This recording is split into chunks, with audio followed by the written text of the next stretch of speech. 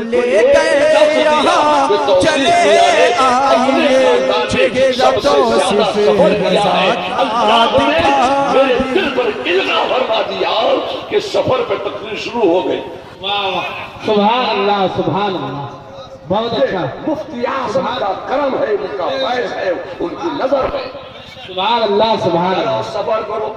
ارے بھئی ہم تو رام گنج کے رہنے والے ہیں, بنگالی ہیں, عرب میں اور پھر میدان محشر قائم کہاں ہوگا؟ عرفات کے میدان میں. میدان عرفات میں میدان محشر قائم ہوگا. وہ تو عرب کا علاقہ ہے, عربی زبان ہے, عربی لوگ ہیں. ہم عربی جانتے نہیں, بنگلہ جانتے ہیں, ہندی جانتے ہیں, اردو بولتے ہیں. اب ہم وہاں کیسے راستہ پوچھیں, کیسے منزل کو ہم پہچانیں؟ میں آپ سے کہنا چاہتا ہوں, آپ کو اب کسی سے راستہ پوچھنے کی ضرورت نہیں ہے. اللہ سفر کرا رہا ہے, اللہ نے سفر کرایا ہے. یہاں سے اٹھے, چلتے چلتے چلتے میدان محشر میں پہنچ گئے. تو ہم مرے کیا؟ ہم تو مرے ہی نہیں ہیں. ماتم کس کا کریں مرنے والوں کا, تو ہم مرے کیا؟ یہ جن قبرستان والوں کے لیے آپ ایصال ثواب کی محفل سجا کر بیٹھے ہیں, یہ مرے کب ہیں؟ یہ تو سفر میں ہے, آرام کے لیے قبر میں لیٹے. واہ واہ واہ سبحان اللہ سبحان اللہ سبحان اللہ. اب یہ یہاں سے اٹھیں گے, یہ اٹھیں گے تو سفر کریں گے, چلیں گے, میدان محشر میں پہنچیں گے. اب میدان محشر میں آخری منزل کا فیصلہ ہوگا. اب آخری سفر کا فیصلہ ہوگا. ایسا نہیں ہے کہ وہاں آپ سفر نہیں کریں گے, وہاں سے بھی آپ کو سفر کرایا جائے. اسفار نہیں کرتا ہوں, دنیا کا ہر انسان سفر میں مشغول ہے, سفر کر رہا ہے, سفر میں چل رہا ہے, ہر وقت سفر کر رہا ہے. محشر میں اب جو جہاں کا ہوگا وہاں چلا جائے. بے شک سبحان. اگر گنہگار ہے, سیاہکار ہے, جفاکار ہے, خطاکار ہے, ناہنجار ہے, مستحق اللہ کا حکم آ گیا, لے جاؤ جہنم میں. چلاؤ سفر میں نکل جاؤ, جہنم میں چلے جاؤ. اور اگر مومن ہے, متقی ہے, پرہیزگار ہے, نیکوکار ہے, نمازی ہے, روزدار ہے, رسول اللہ کا عاشق صادق ہے, بزرگوں کا ماننے والا ہے, غوث اعظم کا چاہنے والا ہے, خواجہ کا ماننے والا ہے, احمد رضا کا ماننے والا ہے, مفتی اعظم کا ماننے والا ہے, بزرگوں کا عاشق ہے, تو کہا کہ اس کے لے جاؤ جنت میں. سبحان اللہ سبحان اللہ. نعرہ تکبیر, نعرہ رسالت, مسلک اعلیٰ حضرت, خاندان اعلیٰ حضرت, فیضان حضور توصیف ملت. نعرہ تکبیر, نعرہ رسالت. سبحان اللہ سبحان اللہ. تو جو جہاں کا ہے, اب میدان محشر ہی میں بس وہ آخری منزل نہیں ہے, اب وہاں سے بھی سفر کر کے جنت تک جانا, وہاں بھی سفر ہوگا. اور جنتی تو میدان محشر سے ایک سفر کرے گا, اور جہنمی میدان محشر سے ایک نہیں دو سفر کرے گا. اس کو دو سفر کرنا پڑیں گے. جی, اب وہ ایک سفر سے کام نہیں چلے گا, اس کو دو سفر کرنا پڑیں گے. اگر وہ سیاہکار ہے, جفاکار ہے, خطاکار ہے, ناہنجار ہے, بے نمازی ہے, بزرگوں کا گستاخ ہے, رسول اللہ کا گستاخ ہے, جہنم میں چلتا رہے گا. اللہ تعالیٰ فرماتا ہے کہ اگر رائی کے دانے کے برابر بھی ایمان لے کے آئے گا تو اس کو میں بخش دوں گا. شرط یہ ہے کہ اس نے کفر نہ کیا ہو, جہنم میں تو اپنے گناہوں کی سزا بھگتے گا, جہنم میں رہے گا, وہاں اللہ کا حکم آئے گا. چلو سبحان اللہ سبحان اللہ سبحان اللہ. بہت اچھا. چلو واہ, سفر کرو, نکلو سفر پر, جاؤ سفر پر. کہاں جائیں؟ تمہاری سزا پوری ہو گئی, اب یہاں سے سفر کر کے تم جنت پہ چلے جاؤ. تو ہم مرے کب؟ ہم مرے کب؟ سبحان اللہ. ہم تو چلتے چلے آ رہے ہیں, سفر میں ہیں, ہر وقت سفر میں. یہاں بھی ہم ہیں تو سفر میں ہیں، آرام کے لیے قبر میں لیٹنا ضرور ہے، جب تک اللہ چاہے گا قبر میں رہیں گے پھر سفر شروع ہو جائے گا۔ بے شک سبحان اللہ ہر وقت سفر میں سبحان اللہ۔ کہنا چاہتا ہوں کہ جو لوگ سفر کر کے اپنی قبر کی منزل میں موجود ہیں ان کے ایصال ثواب کے لیے آپ نے ہمیں یہاں جمع کیا ہے، مگر ایسا جمع کیا ہے بولنے والے کم ہیں، ناظم اجلاس زیادہ۔ کتنے یہاں پر ناظم اجلاس ہیں، کتنے یہاں پر جمع، مقرر کم ہے، اناؤنسر زیادہ، اور ایک ایک اناؤنسر ایسا ہے کہ ایک کو جب بلاتا ہے تو ایسا لگتا ہے کہ وہ کسی ایک کو نہیں بلا رہا ہے، پوری مسلمانوں کی جماعت کو تقریر کرنے کے لیے بلا رہا ہے، ایسا لگتا ہے۔ اور ایسا لگتا ہے کہ وہ یہاں نہیں ہے، وہ سفر پہ بہت دور نکل گیا ہے، بہت دور سے اسے چلا چلا کے بلاتے ہیں، کھینچ کھینچ کے بلاتے ہیں، ایسا بلاتے ہیں کہ بیچارے کے کان ہی پھٹ جائیں، کان کے پردے کے پار آواز ہو جاتی ہے، ایسے بلاتے ہیں۔ ایک کو بلا لو، تھوڑا آہستہ بلاؤ، ہلکے سے بلاؤ، تو بلانے والے زیادہ ہیں، آنے والے کم۔ تو میں سوچتا ہی ہوں کہ تقریر کا چونکہ مجھے وقت دیا نہیں ہے اور یہ تقریر کا وقت بھی نہیں ہے کہ میں کوئی لمبی چوڑی تقریر پیش کروں، یہ ایصال ثواب کی محفل ہے، تو ہم سفر میں ہیں اور جو مسافر سفر کر کے تھک گئے آرام کے لیے اللہ نے ان کو قبر کی منزل میں پہنچا دیا ہے، وہ آرام کر رہے ہیں، لیٹے ہوئے ہیں، یہاں سے اٹھ کے ان کو سفر کرنا ہے، اس لیے ہم ان کے لیے ایصال ثواب اس لیے کر رہے ہیں کہ جو سفر کی تھکان ان کو ہونے والی ہے اس تھکان کو قرآن کی ایصال کی برکت سے، قرآن کی تلاوت کی برکت سے ان کے سفر کی تھکان کو کچھ آرام دیا۔ سبحان اللہ سبحان اللہ، نعرہ تکبیر، نعرہ رسالت، مسلک اعلی حضرت، خاندان اعلی حضرت، فیضان حضور توصیف ملت، برائے ایصال ثواب، نعرہ تکبیر، نعرہ رسالت۔ سبحان اللہ سبحان اللہ۔ اب ہمارے مقابلے میں ایک گستاخ فرقہ پیدا ہوا، انہوں نے کہا کہ بریلی میں جب سے مولانا احمد رضا پیدا ہوئے تو انہوں نے ایصال ثواب کی محفل کو ایجاد کر دیا دین میں۔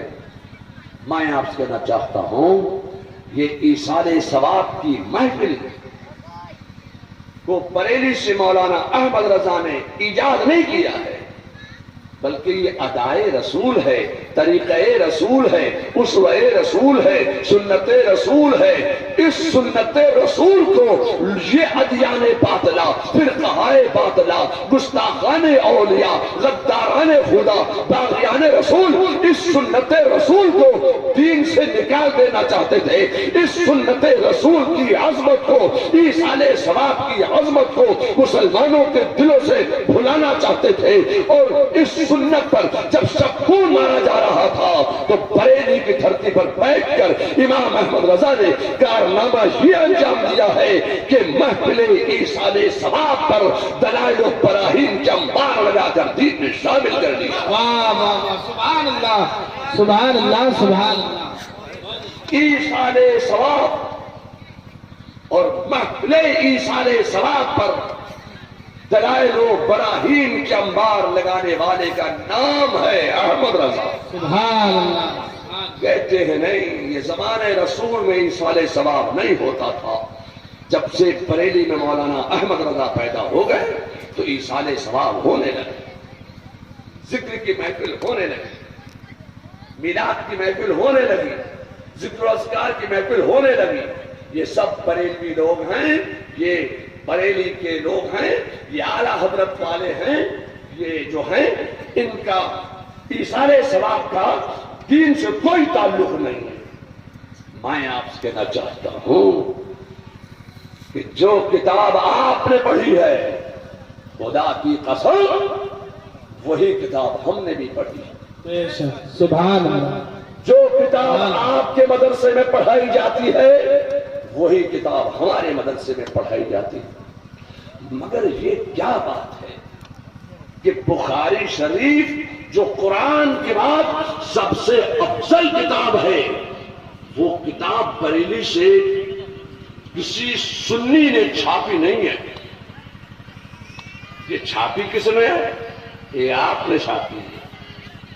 یہ دیوبندیوں نے چھاپی ہے, قادیانیوں نے چھاپی ہے, مودودیوں نے چھاپی ہے, نیچریوں نے چھاپی ہے, چکڑالگیوں نے چھاپی ہے, اہل حدیث نے چھاپی ہے. چھاپی آپ نے ہے, پڑھی ہم نے.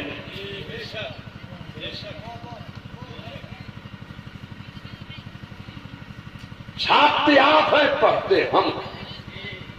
میں آپ سے کہنا چاہتا ہوں کیا آپ کو بخاری میں یہ حدیث نظر نہیں آتی؟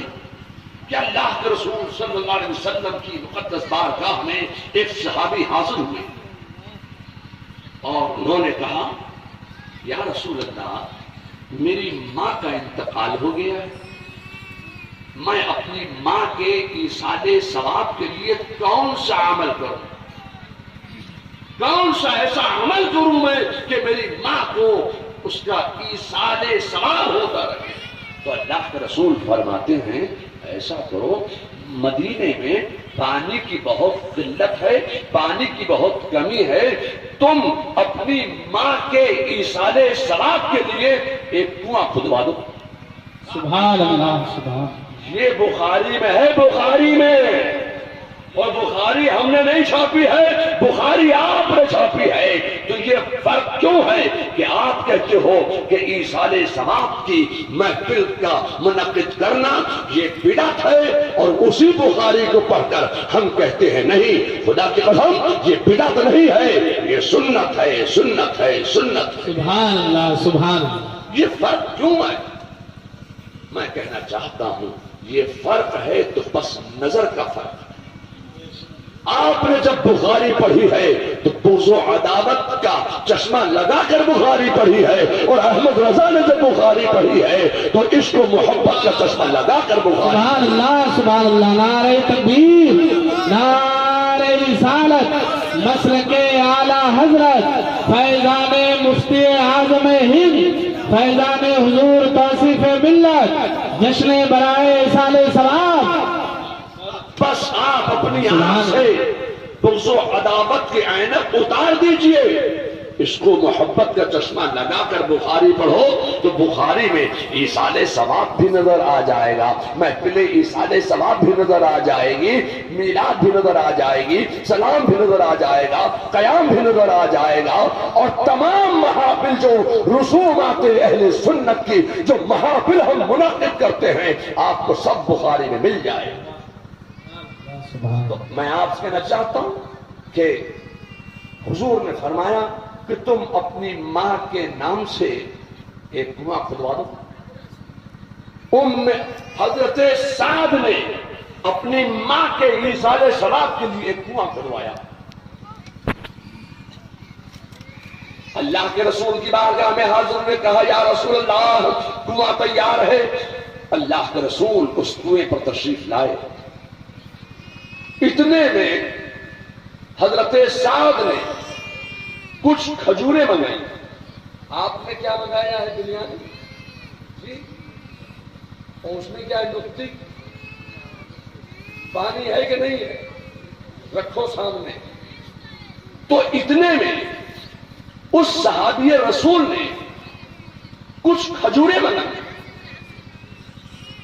وہ کنویں کی فصیل پر کھجوریں رکھی گئی, کچھ کھجوریں وہ کنویں کی فصیل پر رکھی گئی. اللہ کے رسول تشریف لائے, کنویں سے وہ پانی ڈول سے کھینچ کر نکالا گیا, برتن میں بھر کر پانی رکھا گیا. اللہ کے رسول تشریف لائے, اپنے دستہائے ناز بلند فرمائے, اور حضرت سعد کی ماں کے لیے رسول اللہ نے ایصال ثواب کیا.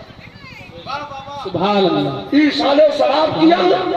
تشریف فرما ہوئے بیٹھ گئے، صحابہ بھی بیٹھ گئے۔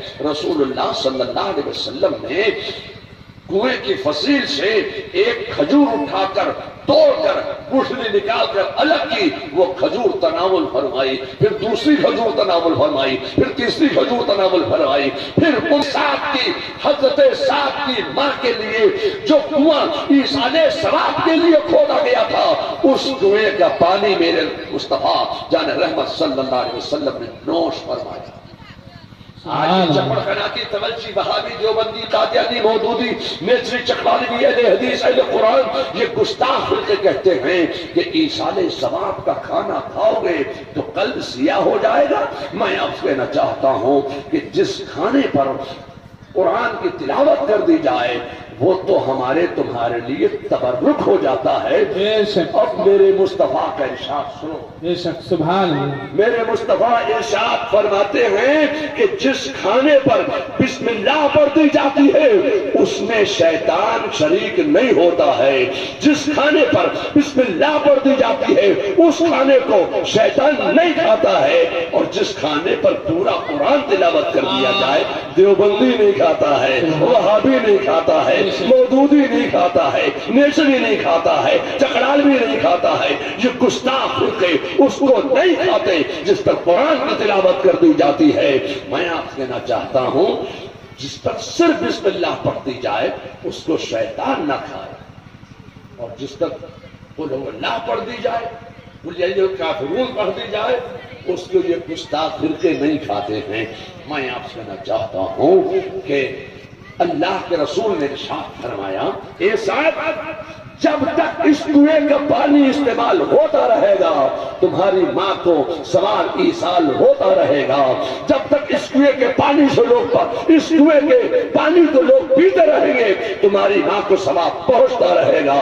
تو یہ لوگوں ایصال ثواب کرنا یہ میرے مصطفیٰ کی سنت ہے، سنت ہے، سنت ہے۔ چپڑخناتی کہتا ہے، دیوبندی کہتا ہے نہیں، یہ بدعت ہے، بدعت ہے، بدعت ہے۔ اللہ تعالیٰ ایسے منحوس لوگوں سے ہمیں اور آپ کو سب کو بچنے کی توفیق عطا فرمائے۔